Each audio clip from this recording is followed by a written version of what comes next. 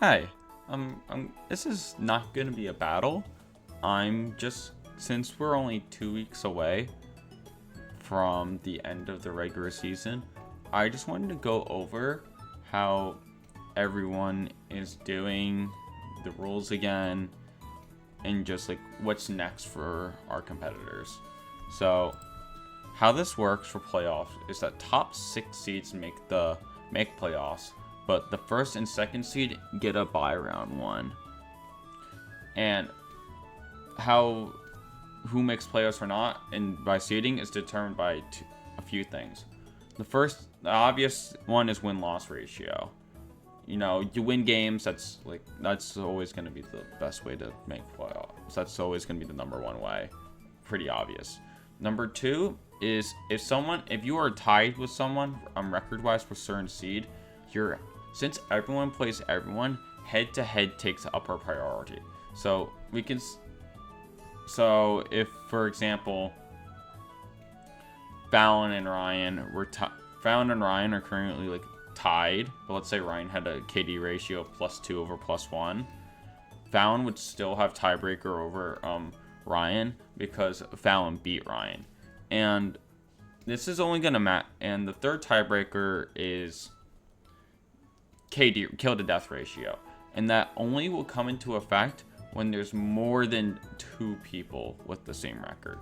So as you can see, as of right now, Fallon, Ryan, James, Tyler, and Reed, they're all sitting at 3 and 4. And if there was a cycle, let's say it was only 3 of them where it was just Fallon beat Ryan. I don't think I can't think of one that actually happened. It was Fallon beat Ryan. I think Ryan beats Reed. Yeah, I think that actually happened. Fallon beat Ryan. Ryan beat Reed.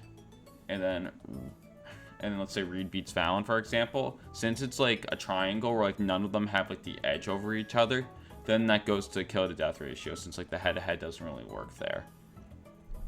That stuff is really muddy right now, since so many people are 3 and 4, which is the edge of playoff spots. But there are some things that we do know. We do know is that the Empire State High Dragons, with a 7-0 record, are not only guaranteed to make playoffs, not only they're guaranteed to get a bye, they're guaranteed to have the 1 seed. There's only 2 weeks left, so the worst case scenario is that they drop 2 weeks, and then they would have this, and Jake wins the next 2 weeks, and they would have the same record. But Jack already beat Jake in the previous week, so Jack has already secured the 1 seed, so congratulations to him. Jake, if he wins any of his next 2 matches, he's guaranteed the 2 seed.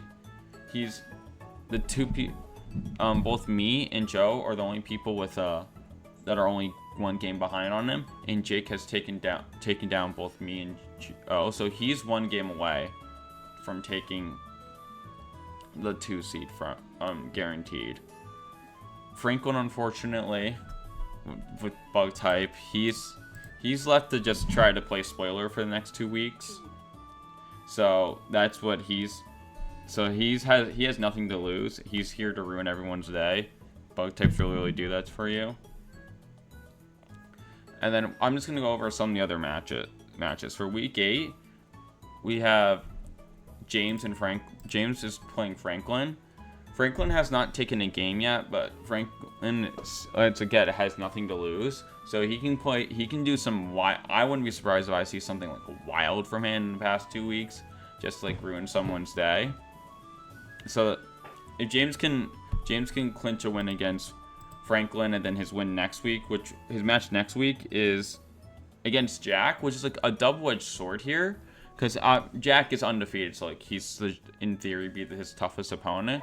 But there's 2 things that need to take into consideration. One is that James it's ice against dragon type, so James should theoretically have the type advantage. And 2, Jack currently has nothing to play for. So I'm not gonna say Jack's gonna Jack is definitely not gonna throw, but he may not sweat 20 hours making the perfect team. Let's see. Jack is playing Tyler. Water is a iffy matchup for for Tyler against Dragon, and he's also playing the best player. But again, Jack has nothing to lose, and Tyler definitely just has some like Pokemon mons that could be like, really good. Like if you have like a Speed Booster Walking Wake, that's really good, or a Tapu Fini is obviously good against all the dragons, so that's definitely winnable. And then Tyler is fighting Fallon. Fallon's also sitting at 3 and 4, so like that's a really rough matchup. Electric versus water, but Tyler's got some mons that are immune to electric. Got Lantern. It's definitely got Wish Cast. Some water ground types to try to patch up those matchups. Let's see. Reed is fighting Jake.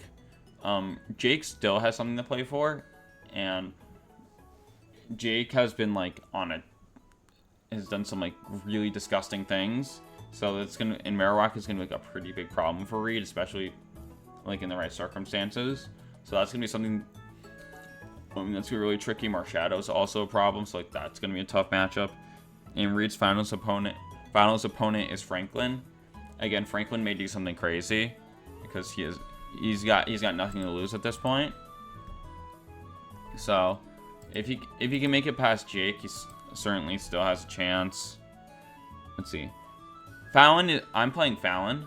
That match will actually be up tomorrow, so we'll see what that happens.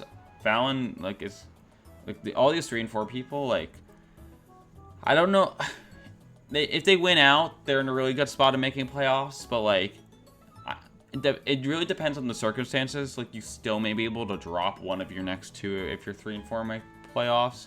But if I win this match, I'm like not guaranteed. I think I'm guaranteed in. It would just need a tire disaster worth of things to happen in order for me to not make it in, as with at worst a 5 and 4 record. And then for the final week, Fallon is playing Tyler. I've said this before. That should be a really favorable matchup for Fallon. So if she can get past me, then she has a good chance of making it. Let's see. I fight Fallon. And then I fight Joe. Joe's another person that's 4 and 3. We were both kind of in a spot where like if we win either of our next 2 matchups, we're in like a good spot. But like if both of us lose our match this week, like that's gonna be like a real like then like me and Joe may be fighting for our lives for like one of the last playoff spots, depending on what's going to happen. Let's see. Joe's opponent this week is Ryan. Ryan has been like started off red hot, and everyone just kind of figured out the weaknesses of his team. Mainly, it is super frail, and if you get any speed control over it, you just kind of one-shot anything, like even with like not super effective moves like on Deoxys or like a strong neutral hit against Alakazam. So Ryan did make drastic changes to his team that come to effect not now but soon.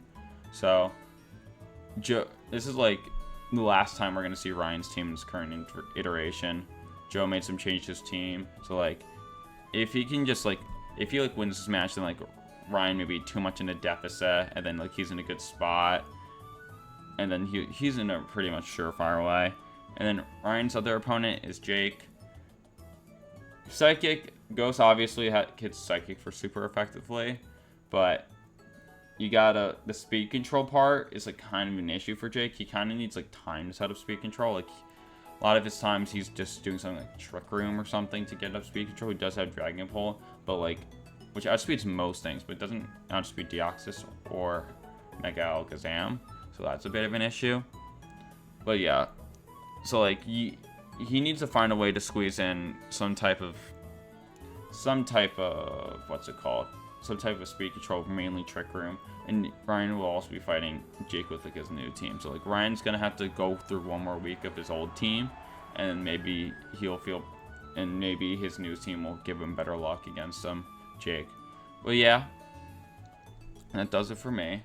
I think basically, Jack is guaranteed in. Jake, I'm pretty sure is guaranteed. Jake has to be guaranteed in. Like, I'm not gonna do the math. Like, surely he is. Franklin is unfortunately out, and everyone else, you just gotta win out. And if you're 3 and 4, you gotta hope your tiebreakers are good enough. But that's what's going to do it for me. And I'll see you guys soon. Bye-bye.